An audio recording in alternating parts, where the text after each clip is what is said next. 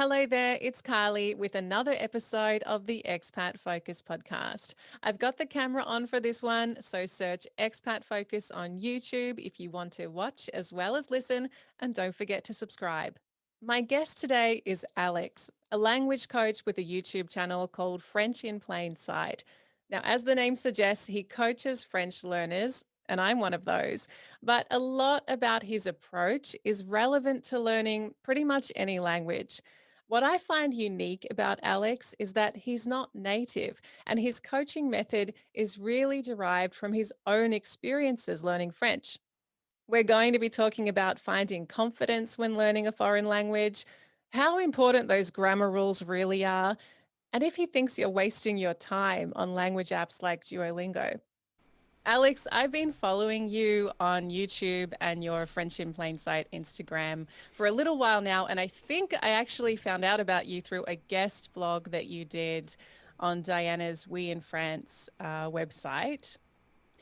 Now, I find your approach to language learning and your content really interesting. So, this episode is all about your approach to learning a foreign language. But I just wanted to start by asking about your own expat journey. Yeah, sure. Well, first of all, thank you for having me, and I'm really flattered to know that you enjoy my content and you find it useful. That's always my aim. Yeah, so I live in Montpellier in the south of France, but I am originally from London in the UK, and sort of freakishly, randomly, I ended up here after a year in Australia backpacking and trying to figure life out, and under the facade of just a 1 year adventure.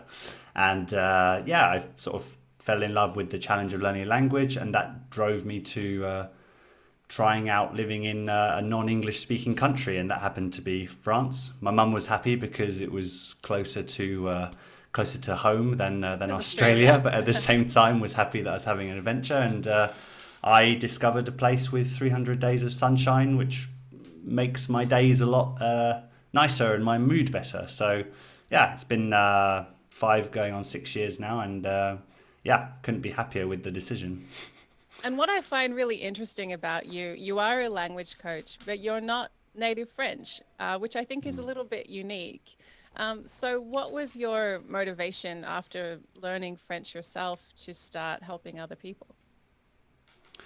Yeah, I mean, first of all, like I should say that I'm still learning. I'm always learning, but at my level, it's you just sort of do it in a different way. It just when you're exposed to the language so much and you've got a certain level of competence, you can just learn by just doing. It's a bit slower, perhaps, but yeah, I'm still learning. Yeah, I would say that I don't understand why more people, well, I kind of do, but I don't understand why more people don't coach people to learn the language they have learned, because and the reason I'm a coach, not a teacher, is because I deal a lot with the mindset side, the psychological side of learning a language, and how confidence in ourselves and how we see ourselves affects our ability to improve in the language and actually speak it with confidence. So you can only really do that, in my opinion, if you have gone through the process.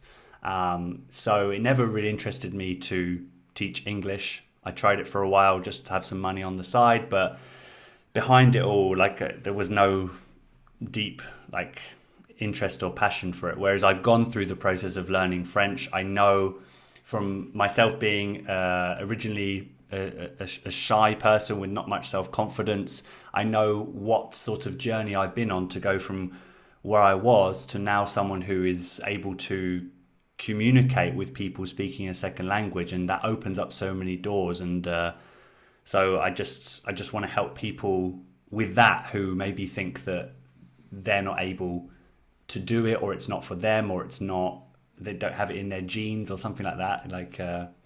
Yeah, that drives me to help people who are on the same path as me, rather than help people who are trying to learn my native language, which I don't remember doing. So And I think that's what I find so relatable about you. I mean, I've lived in France now for 5, going on 6 years, never learnt French in school. This is really been my first time learning a foreign language. And it's only probably been in the last 18 months that I've really felt a lot more confidence and felt a lot more comfortable speaking French, attempting to have conversations in public, even with my partner, which, is absolutely ridiculous in some aspects. He says to me all the time, you should feel most comfortable making mistakes and speaking the language with me. And I know a lot of it is in your head. So, how did you overcome those confidence issues yourself? What was your magic key, I guess, um, in pushing through that?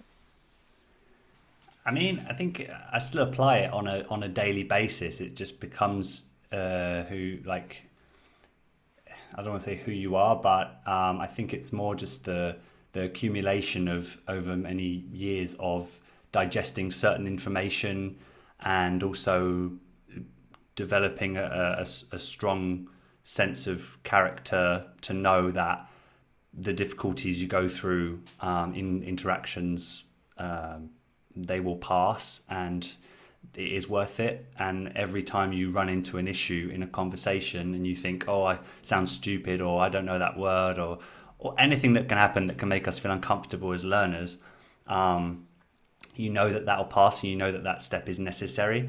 And it just gets a little bit easier each time you do it. And sometimes it's the accumulation of hundreds or thousands of those interactions to get to a point where it really phases you very little.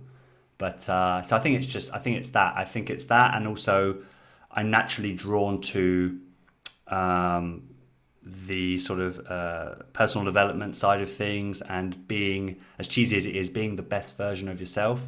I really resonate with that. So naturally, the content I go and watch on YouTube or read on the internet, you know how like social media networks curate your feed to show you stuff it thinks you'll already like. So that's perhaps a positive, because then you see more, and then just over time it just sort of percolates through, and you improve just from the smallest thing. And maybe in the moment when you read or hear it, it doesn't really trigger anything, but that information's going in, and that just combined with 1,000 other things just forms who you are and how you think, and therefore how you act. And so I think it's just kind of been an accumulation of that, and a lot of perseverance, I would say. Yeah, there's a lot of P's which are relevant to French learning, language learning, which maybe will come up in this conversation, I don't know, but that's the first one, perseverance. Yeah. And I did notice an Instagram post you put up just recently, and I've written this out and put it up on my wall because it resonated so much. Oh yeah. You said no one cares about the quality of your language or your French in your case as much as you do. And that really sang to me, because I do have such a complex about, oh my God, what do people think of the way I speak? And I'm sure so many language learners are in that position and are blocked by that feeling. Yeah, it's that really stuck with me, and it was just it was something I saw where, just to give a bit of context, I on YouTube, a lot of my videos, the ones which have started to get some traction, have been when I talk about the French of English speaking celebrities or people in the public eye who are speaking French. And that was a video of John Malkovich speaking French, and that's a video which is going to come out soon. But the original clip of the interview that he did, he was just telling this story with so much energy and charisma. And I decided, and I'd already done the video at this point, but I decided to go down to the comments and just see what are the French people saying, because he made quite a lot of grammatical errors, and people say that the French are really hard on foreigners who can't speak the language very well, and that gets into our heads. Even if we've never met someone who's been rude to us, we start to think that's true. Yeah, definitely. And I thought, okay, well, if that's going to be true, then the internet is going to reveal these people, because we know what the internet's like. People say things that they would never say to someone's say what face. they really think, exactly. But I was reading the comments, and they were either focusing completely on the story and how funny it was and how much they like him. And that was the majority of them. And then one I found, which illustrated what I wanted to illustrate, was they did focus on the language, but they were complimenting his efforts and saying, and then a response that I think said his charisma meant that he didn't need to be better at French. And I just thought people need to read that, because we all, myself included, we all think way too much about the words coming out of our mouth than the other person. The other person's just thinking about the conversation, and they're also thinking, oh, I hope this person likes me. Like in some way, they want to be in the interaction. So the less we can be in our head, the better a lot of the time. I know you're really not focusing on the grammar side of language learning and how you coach. But I love Um, grammar. I can't say I'm with you there. I really can't. I mean, I just finished an intensive few weeks course to try to get to a good level of, I guess, lower intermediate. And it made me realize how much grammar I don't understand and that I'm yet to learn, and that is really overwhelming to me. Do you think that's where a lot of language learners get stuck, in just getting bogged down in the grammar side of things? Or how much of it is really necessary, Alex? Well, I would say how much of it is necessary depends on your goal. And I think that when you're new to language learning, you don't know how to answer that question, how to have a goal. So you just go a bit blindly. And I think you need to do that. You need to experiment and learn how you yourself react to different things. And if you find that the grammar is becoming too overwhelming, you need to learn to recognize that feeling and go, hang on, is that actually helping me get to where I want to be? And for a lot of people, for most people, they want to be able to communicate with confidence, and they usually think that comes from being fluent. And then you need to think about, okay, what is fluent? Well, to me, fluent is being able to communicate your point first and foremost, in a not too roundabout fashion, but you also need to be able to describe what you want to say if you get stuck. And that's hard on our egos, because in English we can just choose another way to say something in a split second. So I would say, like, grammar is important. I think we often give it too much of our attention when we should take a break and just go and focus on speaking and having connections with people. Because when you can have a connection with someone, as I'm sure you have encountered, even if it was brief, you realize, hang on, I did that. I made someone didn't want to walk away from me when I was speaking broken French. Yeah. And yet I know I've still got a lot to work on. So that gives you pause for thought. And I think that is where we can start to think, okay, so I can find a better balance. I think that's the key, is finding a balance between studying the language and actually using the language. And so we don't agree about liking grammar. I kind of have a love-hate relationship with it, because You're one of those people that really enjoys it. Ugh. I'm super logical and I love the details. Right. But one of the things that makes me a good coach is because I've gone through this painstaking process with myself and the language. So I know the grammar sometimes in a better way than a native, but they're a better speaker than me. So what does that say? I mean, yeah. How well do we know English grammar? Oh, you know what? The biggest lesson I've learned in learning French is that I don't know my English grammar. Like, there's so much I take for granted. And a few people have said to me, maybe you need to go back and learn your English grammar in order to understand your French grammar. And that is the most humbling thing to think about, I have to say. Who are those people? Are they French people? I would say one is my partner, Okay. which is, more humbling, I guess, because he's not a native English speaker, but he speaks very well. And I do relate to what you said before, because I was in a car park roller skating, the other day. I'm a brand new roller As you do. skater. It's hilarious.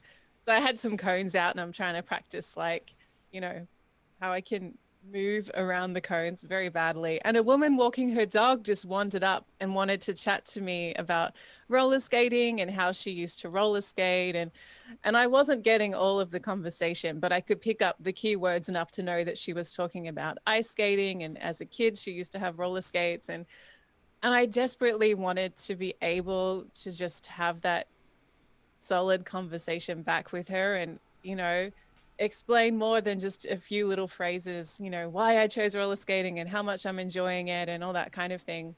And it made me realize that it's that casual banter, those casual encounters that that I really value the most, and that motivates me to keep trying to learn this language. Yeah, it's so easy to sort of feel sort of lose that feeling. So you're like in the aftermath of that, and then maybe for a few hours, and even now you're recalling it.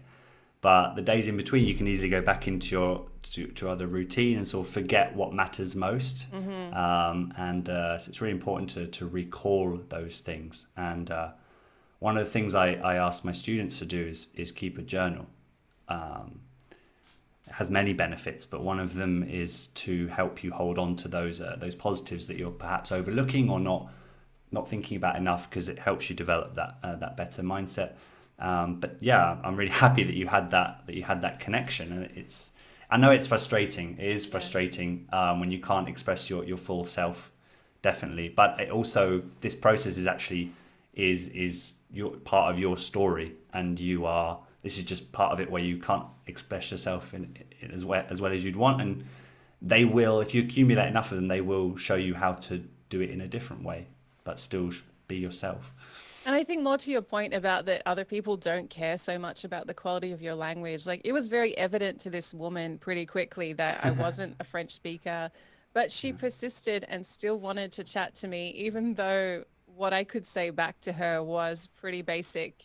And like she stayed there for quite a few minutes, Yeah. happily chatting away, not really caring that I couldn't really banter back and meet her, equally in the conversation. But you Um, did enough, and she Encouraging. wanted to talk about roller skating. She wanted to reminisce. She wanted to tell you a bit about herself, and she's more thinking about that. And Yeah, not about, yeah, the fact that I didn't conjugate that verb properly. And now, yeah, Alex, before this conversation, we did actually post in the Expat Focus Facebook groups, asking members what their challenges have been with learning a foreign language. Al says where to start. There are so many challenges. But Sharon actually commented, I'm fine in my class setting, but I find it very hard to take this learning out and make it real in everyday conversations. Um, I think I can really relate to that when I first started learning a foreign language. How much of what I'm learning in class can I take to the supermarket, and does it help me when I'm buying a bus ticket? yeah. I mean, if you're in the classroom, you're learning stuff for those specific life situations. I think that can only help, because it's vocabulary, and if you do the work to retain that, and then you'll be more likely to be able to use it. That's for sure. I think that's very good in terms of something to do in the classroom. But what classroom situations can't do, they can try, but they can never replicate completely that stress, that tension, that comes with that real situation. And I call the two main environments in which we speak French. We practice French. In French I call it the environnement risqué, so the risky environment, or the more like dangerous environment, if you like, and the environnement sûr, which is the safe environment. And so you can imagine which one's which. But environnement sûr is more actually any environment in which you feel is a safe space for you to practice. And I think in order for us to become confident French speakers, we need to sort of we need a balance of both. And in the case of the person who asked that question, she wants to know like how to replicate what she's able to do in the classroom in real life. And I'd say it's perseverance, as we mentioned before, but you need to bridge this gap between the world that you have, the space that you have, the environment that you have in the classroom with what you have in real life, perhaps more than is happening in the classroom right now. And I think one of the ways to do that is to go to language exchanges, in the real world. Now we're hopefully going to be able to be doing that more with, at least in France, with COVID restrictions being reduced. You can go out and you can actually meet people. It's still a safe environment, but they're strangers, they're not teachers. Anything could happen, but it's also within the boundaries of a certain set of vocabulary, because what's likely to come up. It's like It small is that talk middle ground, isn't it? is that middle ground. And yes, you do have to then make the step into the supermarket stuff, the bus stuff. You've got to do that for your life. But thankfully, your life obligations will present you those opportunities that you can't ignore, and you just have to keep accepting them, basically. And it gets easier. And just but keep a balance of both those environments for sure, because they're both helping. But one thing we can do is we can often use the safe space too much because we're intimidated by the other one, and other people, those people, they can maybe be in the environment risqué too much, and maybe they don't study as much because they just learn on the street, if you like. I don't know what those people are like, how they think, 'cause that's not me, but they exist. So you need to have a balance between the two. And Heather said something very similar to Sharon in our Facebook group. She said learning phrases and responses that are useful to practice straight away while shopping and that sort of thing. Is that the sort of thing that you can learn in a language exchange, or should you be, I mean, I'm trying to think the first few times I went to the shops, I very much had a list on my phone. I Google translated some phrases and hoped I could pull them up when I needed them, or hoped that they would be relevant in the situation I was going into. Oh yeah, when you have something on your notes on your app, in So the many notes app notes. of your phone, and like, oh my goodness, it hasn't synced offline, and now I don't have signal in the supermarket. Why won't the notes load? OMG, What's going on? Oh my how can I goodness, ask for the peanut butter? that's happened to me, and then your mind goes blank. Oh my goodness. Absolutely. Yeah, you. I'm very practical. I'm very like pragmatic with this stuff. I try and take a breath and think, okay, what makes sense? Like, sure, if you're going to write a script or you're going to prepare with some notes, it can only help you, if only because before you're going into the interaction, you're mentally preparing for what's going to come up that you might need to say and what others might say to you. And just that actually counts as time that your brain is spent working on that foreign language rather than sticking with your English bubble, like which a lot of us find ourselves in. And French is treated as like an extra thing that we have to do. If you prepare in advance for stuff, it can only be beneficial. Yeah. Now, Reg in the Facebook group said, my wife won't teach me.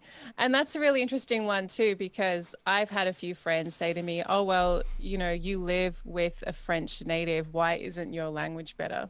They've been quite direct about it, actually. They're like, you have French on tap at home. Like, you should be fluent by now. And I find that a really difficult one because I mean, for me personally, I started a relationship in English. And it's been quite difficult to try to make the switch to French. And we've tried a few times. I remember we were like, okay, we're in the kitchen, we're cooking dinner. Let's cook dinner in French. And we very quickly ran into a roadblock where my partner asked me to turn on the oven, but I didn't know the word for oven. And so he's trying in a roundabout way to get me to understand. So he's like pointing to the stove. What's this called? And the fridge. What's this called? Do we cook in the fridge? No. Where are we going to cook the chicken? And I'm like, and it just turned into a big stress and emotional mess. And I had a teacher that said to me, the way, like, you should not be learning this language from your partner. Do you agree that they're not your best teacher sometimes, or are they an untapped resource for a lot of people? For a lot of people, they're an untapped resource for sure.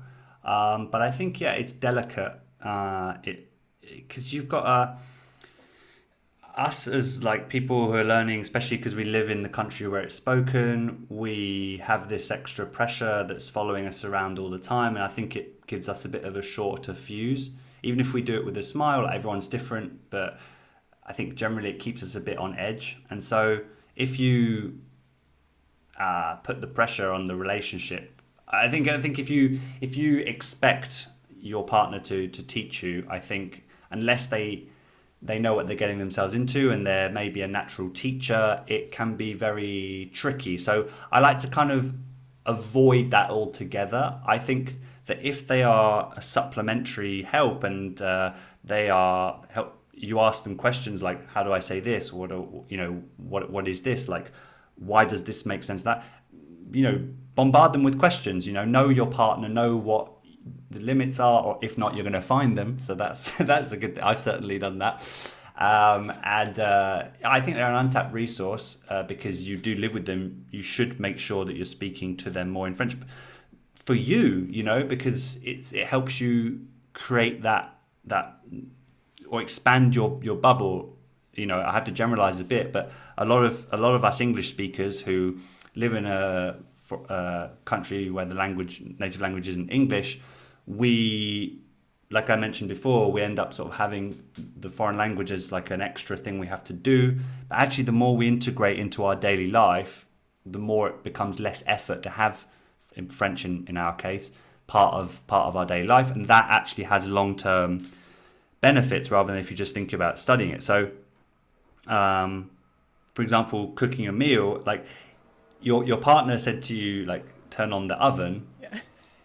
To him, it might be like, okay, it's obvious. Okay, you might not have understood the word, but you can piece it together because we don't cook in the fridge. Don't cook it. Yeah. Sure, it's logical at the end, but for whatever reason or 10 or 100 reasons, your brain didn't click. And so I think if the person is not your partner in that case, it's better because then you can just sort of leave them after that hour or the end of the day, and it's just, you know, it doesn't do any potential harm. It doesn't simmer, yeah, like exactly. Discuss it, yeah.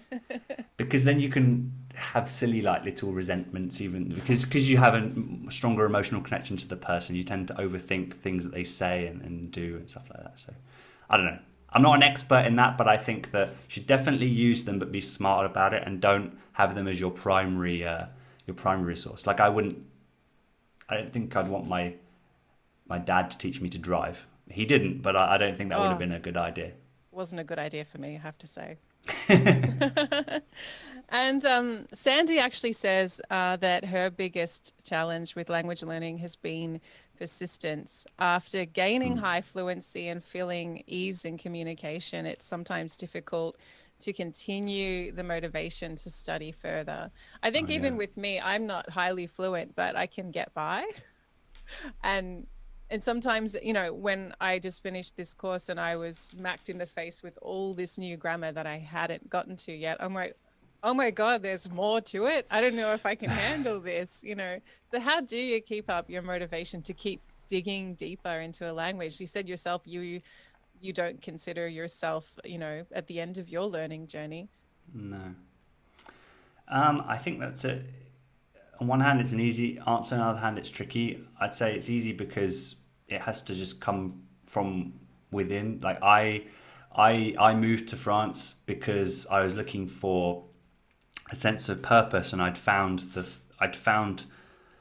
a passion for learning this language, and I realized what it brought to me, like on a personal level, and I wanted more of that. I wanted to accomplish it, and it never went away. So that's how I know it was just something that will be with me forever. So I mean, that's hard to just give to yourself if you don't have it innately.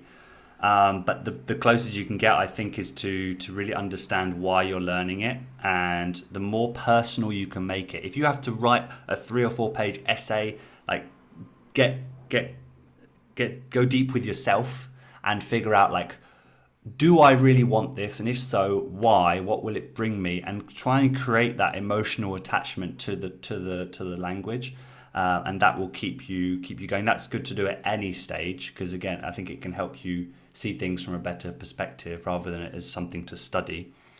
But don't get me wrong, we have to study. I mean, a lot of it, especially in the earlier stages. Damn it.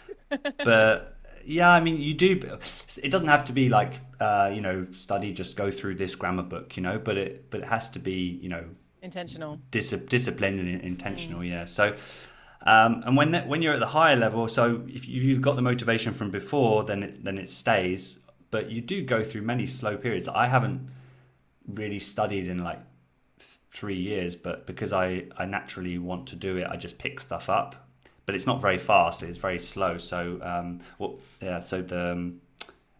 was her name? Sandy? Is it? Yes. No, Sandy. She's accomplished this high level and wants to keep going, but that's already remarkable because she wants to do more than just get by. So I think you have to start increasing the amount that the language is in your daily routine. Like if you read books, read almost exclusively in French and enjoy it, or in my case, French, and enjoy it, and listen and watch as much as possible and enjoy it. And over time, you pick up way more native level stuff, and that is what helps you improve, because you start to intuitively know how to say something in a native way, even though you've never studied it. And I know advocates of that for all levels from the beginning, but I only cottoned onto it at my stage, so I know that it's beneficial. I really enjoy your YouTube videos where you do break down the phrases used in popular French television shows, actually, because I watch those with subtitles on. Sometimes it has to be French with French subtitles, which is incredibly frustrating because you do miss the nuances. So it's really useful to watch your videos and understand those little phrases that you don't learn in the classroom. First of all, I know it's frustrating, but for you, if you're anywhere in that intermediate level, stop watching with English subtitles. First of all, you've got to be at one with that frustration. I feel it. I'm just watching a series called Mortel, which is on Netflix, and it's a series for teens. Well, it has teens in it, but I think it deals with some very like adult themes, so I'm enjoying how gritty it is. But because they're teens, they use a lot of they speak really fast, They abbreviate a lot. So I'm just like, I've never been around that language. I live in France, but I've never been around that language. So why should I give myself a hard time about not understanding this? I'm going to put the subtitles on. And I've even had to pause at some points to go back and just read it because it was too quick and maybe the point was too important, so I didn't want to miss it. So you really do have to have this shift in your head of I cannot watch this as I would watch an English speaking thing. I have to do it in a different way. The experience is different. And that's tough. That's tough for a lot of us. But you just have to, that's just how it is. I really like the idea of getting comfortable in that uncomfortable situation. I remember the very first couple of times my partner and I tried to watch a movie in French with French subtitles because there was no English option. And he's like, oh, well, it'll be a good challenge for you. And the first time, I think we got 10 or 15 minutes in and I just cracked it. I'm like, I can't enjoy this. This is miserable for me. I feel upset. I don't want to watch it, and that was maybe 2 years ago. And now I'm at the point where I just accept that I will sit here and watch this. I won't get everything. And sometimes I'll need to tap him on the shoulder and be like, what just happened? Yeah. And that's good. So you're at this different place now. And I think that means that, you shouldn't ignore that feeling of I don't want to put words in your mouth, but it sounds like you felt like you could have got more from that experience than you did, or whatever. That's how I would feel anyway. And now I see the need to, yes, I said persevere earlier, but definitely you should be pragmatic and honest with yourself. Look, this is for natives. I'm not ready yet for this. So exactly. That makes sense. Yeah. I have to ask, Alex. Oh yeah, I'm scared now. What's that? Duolingo is so popular, and for so many people, it's an entry point and an easy way to feel like you're doing your homework with a language and putting in the work. But I did notice your video where you suggest that you shouldn't use Duolingo for language learning. So let's get it out there. What's your beef with Duolingo, Alex? So I should mention that I started learning French with Duolingo, and it's one of the things which got me hooked, and it made the experience like a game, really, really fun. And so I'll always be grateful for that and happy about that. So the point of that video was not to say never use it. When you're on YouTube, you have to play around with titles and thumbnails which grab people. And so you were just clickbaiting. That's what it was. Clickbait is it? It's that the meaning of that word is sort of it fluctuates, but it's a tough game on there, and sometimes you have to play a bit with the rules. But no, I mean, what I'm saying is I think that a lot of us who want to learn language, we've never done it before, we want that one app or those one or two apps or those books that are going to get us where we want to go. And like I said earlier, when you haven't done it before, you need to sort of stumble around in the dark, and that's just the way it's got to be for you to get that experience. But I think it's a dangerous point in the journey where you can be giving it too much of your time, and beyond the beginner stage where it's all new and you're just and everything you're reading, you're learning, and that's all beneficial. Once you get to that intermediate point, I think you need to be speaking and confronting that discomfort of real conversations in some way. So if you have Duolingo, it can be sort of a crutch, and this can be with any app because apps can't recreate speaking environments. But my main beef with Duolingo is that it doesn't allow you to speak, at least not in a natural way, and it teaches you stuff that just isn't relevant. So it can be helpful in the beginning for like sentence structure, but it's been the subject of a lot of memes on the internet about how ridiculous the sentences are. Like the duck plays golf or something like that. Yeah. Like it's good for basic sentence structure, but as you progress, you need to be able to create your own material, or at least find stuff which is more relevant to day-to-day life, whilst also being exposed to the next steps of the grammar for the structured sentences.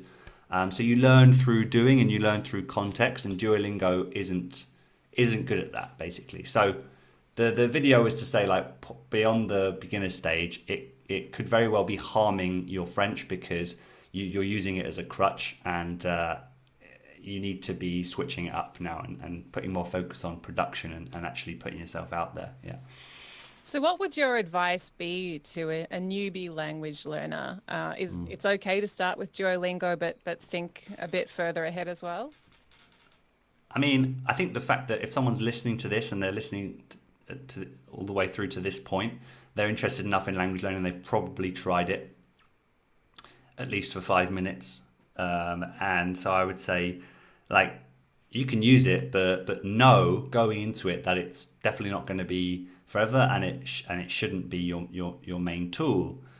But I'd say if you're starting out, you need to find 1 or 2 tools that you give your all to and you just enjoy using, but always be aware that if something isn't working, don't let the first thing that comes into your head be, oh, it's me, I'm not good at this for XYZ reason.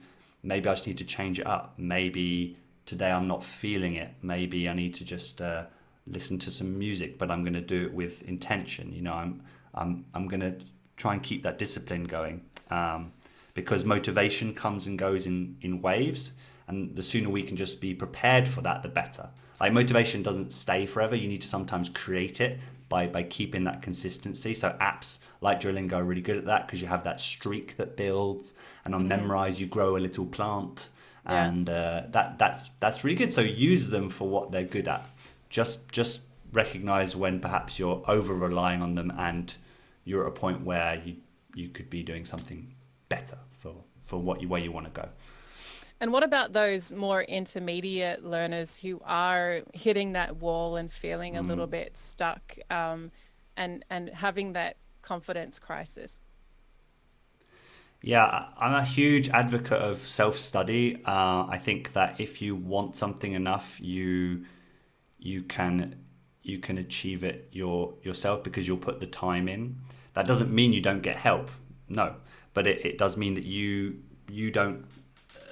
You make sure that your learning is personalized and you get the help you need to help fulfill your goal. So if it's like you're stuck at this sort of infamous intermediate plateau, then you need to start, maybe don't sign up to another class that is going to teach you the next stage of the language and teach you poetry or next level of grammar or whatever. Start to write your own little stories. Go on websites like italki and get your writing checked. Improve your writing based on their feedback. Repeat these things. Create your own sentences and put them into tools like Memrise or Anki, which are for like memorization in a smart way. What they do is, for people who don't know, they're called spaced repetition systems. They show you each of your entries. So you can call them flashcards on steroids. That's what I like to call them. So you put your entries in, and based on your responses to how well you think you know them, well, that's what Anki does. You're really honest with it. You say, I know this. Show it to me in 6 months. Memrise tests you with questions and different ways of asking how do you say this, or what does this mean? And then based on your answers, they will decide when to show you it again. And so if you can be the one writing these sentences, you can be the one putting the time into it, you're going to retain a lot of stuff, and that keeps you progressing. But if you're at this sort of intermediate stage where you're stuck, I would say start personalizing stuff more. You're learning more. Don't be afraid to take control of things yourself, and also change things up, because if you're stuck and you don't feel like you're moving forward, the one thing is for sure, that what you're doing right now, either part of it or all of it, isn't working. So just change it up. Find someone who knows more than you do. That's a general rule in life. Like, find someone who's done what you want to achieve and ask them for help. So that's what I did recently for my business. I had a lot of questions, so I went to the guy who has achieved something that I want to achieve in business, and that made everything better. And I've excelled.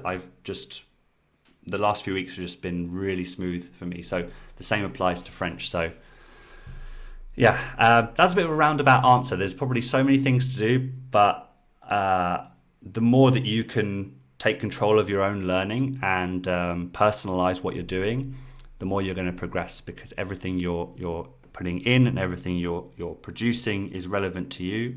You're naturally going to be interested in it, so that's going to keep you motivated and things like that.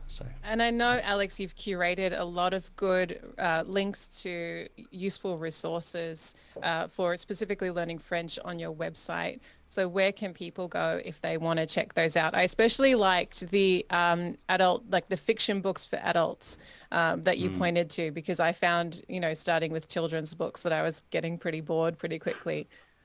So where can people find out more about you and that information? Yeah, well, you can go to my website, French in Plain Sight. That's site, the site sight.com, and I post currently 2 videos a week on YouTube, youtube.com/French in Plain Sight. One is in English each week.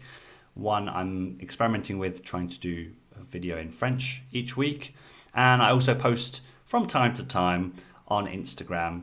Again, French in Plain Sight. And please just get in touch if you have any questions. If you're learning French or another language, a lot of my tips apply to any language, because it's based on the mindset stuff and practical learning. But if you're stuck on your language learning journey, it will pass.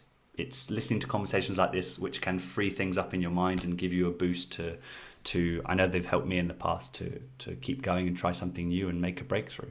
That's it for today. You can share your language learning tips in the comments, in our Facebook groups, or hit us up on Instagram or Twitter. We are Expat Focus. For more interviews, free guides, and resources covering all aspects of life abroad, be sure to check out our website. It's expatfocus.com, and I'll catch you next time.